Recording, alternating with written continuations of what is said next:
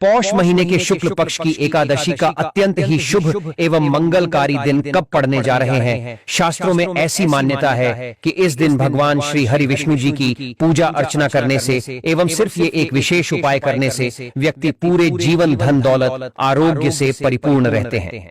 तो चलिए दोस्तों जानते हैं साल की सबसे पहली एकादशी 9 जनवरी या 10 जनवरी किस दिन मनाई जाएगी। क्योंकि इस दिन एकादशी 2 दिन मनाई जाएगी, तो आपको किस दिन इस एकादशी का व्रत रखना है, हरिद्वार में एकादशी कब मनाई जाएगी, साथ ही इस दिन आपको कौन सी चीजें खानी है एवं भगवान को वो कौन सी चीज का आपको भोग लगाना है जिससे आपको भगवान श्री हरि विष्णु और माता लक्ष्मी जी की कृपा, उनका आशीर्वाद प्राप्त हो सके। साथ ही आप ये भी जानेंगे कि एकादशी तिथि का पारण किस दिन किया जाएगा। एकादशी की कथा एवं संपूर्ण पूजा विधि आपको इस वीडियो के माध्यम से प्रदान की जाएगी। लेकिन उससे पहले दोस्तों, आप कमेंट बॉक्स में जय श्री लक्ष्मी नारायण जरूर लिख दें, जिससे भगवान श्री हरि विष्णु और माता लक्ष्मी जी की असीम कृपा आपको एवं आपके पूरे परिवार को प्राप्त हो सके। साथ ही साथ आप अपनी राशि भी कमेंट सेक्शन में जरूर लिख देना, ताकि यदि हमारे पास आपके लिए कोई ऐसा उपाय होगा जिससे इस एकादशी आपको भगवान की असीम कृपा प्राप्त हो सके, तो वह हम आके आपके कमेंट के रिप्लाई में अवश्य बता देंगे। और हम जो भी जानकारी देते हैं वह पंचांग और ज्योतिष शास्त्र पर आधारित होती है, कुछ भी मनगढ़ंत तरीके से नहीं बताया जाता है। आने वाली जो एकादशी होगी वह पौष मास की दूसरी एकादशी होगी। अभी पौष का महीना चल रहा है, जिसे खरमास भी कहते हैं, और खरमास की समाप्ति होगी 14 जनवरी मकर संक्रांति के दिन। इस बीच ये जो एकादशी तिथि आने वाली है उसका नाम रहेगा 14 जनवरी पुत्रदा एकादशी। दोस्तों, हमारे हिंदू धार्मिक ग्रंथों में इस एकादशी को सर्व सुख प्रदायिनी यानी कि सभी सुखों को देने वाली एकादशी बताया गया है। इस एकादशी का व्रत जो कोई करता है उसको धन धान्य ऐश्वर्य और साथ ही मानसिक शांति से लेकर बैकुंठ धाम तक की प्राप्ति तक सब कुछ प्राप्त हो जाता है। परंतु इस एकादशी का विशेष रूप से व्रत संतान की प्राप्ति के लिए स्त्री पुरुष दोनों को रखना होता है, जो कि दंपति संतान प्राप्ति हेतु की मन में कामना करके इस व्रत को धारण करते हैं। उन्हें भगवान श्री कृष्ण के ही समान यशस्वी तेजस्वी पुत्र की प्राप्ति होती है। दोस्तों, पुत्रदा एकादशी साल में 2 बार आती है। एक तो पौष माह के शुक्ल पक्ष की एकादशी और दूसरी श्रावण मास में आती है।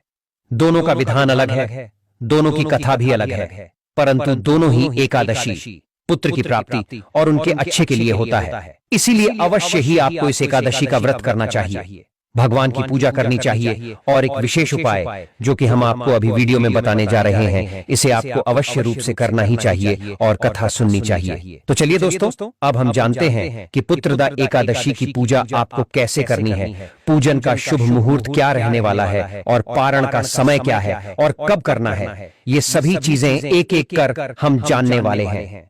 देखिए दोस्तों, सर्वप्रथम आप पुत्रदा एकादशी के दिन सूर्योदय से पहले जाग जाएं, है ना, यानी कि ब्रह्म मुहूर्त में आपको इस दिन जाग जाना है। फिर स्नान आदि करके भगवान भास्कर को आप एक लोटा जल समर्पित कर दीजिए और आपका जो पूजा स्थल है वहां बैठकर सबसे पहले व्रत का संकल्प कीजिए। संकल्प करने के लिए अपने सीधे हाथ में जल लीजिए और द्रव्य के रूप में कम से कम 1 रुपए अधिक जो भी आप रखना चाहते हैं आप रख सकते हैं। फिर 3 बार बोलिए ओम श्री विष्णु, ओम श्री विष्णु, ओम श्री विष्णु। फिर अपना नाम, अपना गोत्र, जिस स्थान पर बैठकर आप संकल्प कर रहे हैं वहां का मकान नंबर, फ्लैट नंबर जो भी हो अपने हिसाब के ले लें। फिर अपने क्षेत्र का नाम, शहर का नाम। इतना बोलने के बाद पौष मास के शुक्ल पक्ष की एकादशी अपनी मनोकामना बोल के कामना की पूर्ति के लिए, अर्थात पुत्र रत्न प्राप्त के लिए या संतान के सुखी जीवन के लिए या और भी यदि आपकी कोई मनोकामना है उसके पूर्ति के लिए भी आप इस व्रत का संकल्प ले सकते हैं। मतलब आपको अपनी मनोकामना मन ही मन भगवान को बता देनी है और जल आप भगवान के चरणों में अर्पित कर दीजिए।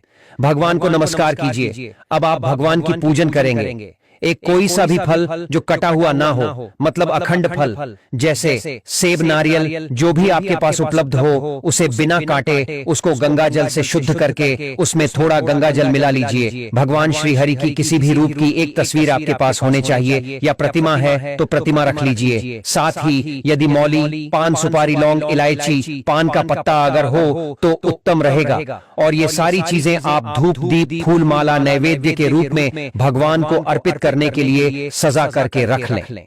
अब देखिए दोस्तों, जो भगवान की तस्वीर या मूर्ति अपने पूजा के लिए रखी है, उनमें आपको भगवान को बुलाना भी होगा, जिसे हम प्राण प्रतिष्ठा कहते हैं। तो प्राण प्रतिष्ठा के लिए सबसे पहले भगवान की तस्वीर को स्थापित किया जाता है। स्थापित करने के लिए वह स्थान जिस पर आपने तस्वीर को रखना है, उस स्थान का शुद्धिकरण कीजिए। तो लोटे में जो जल है, जिसमें गंगा जल आपने मिलाया है, उसे छींट दीजिए। इससे उस स्थान का पवित्रीकरण हो जाएगा। फिर आप उस स्थान पर पुष्प रख दीजिए। वह पुष्प आप भगवान को एक प्रकार से आसन दे रहे हैं। आसन के रूप में है पूजन के लिए। पहले भगवान को आचमन कीजिए, अर्थात 3 बार चल के दीजिए। देने के बाद तिलक लगाइए, अक्षत लगाइए।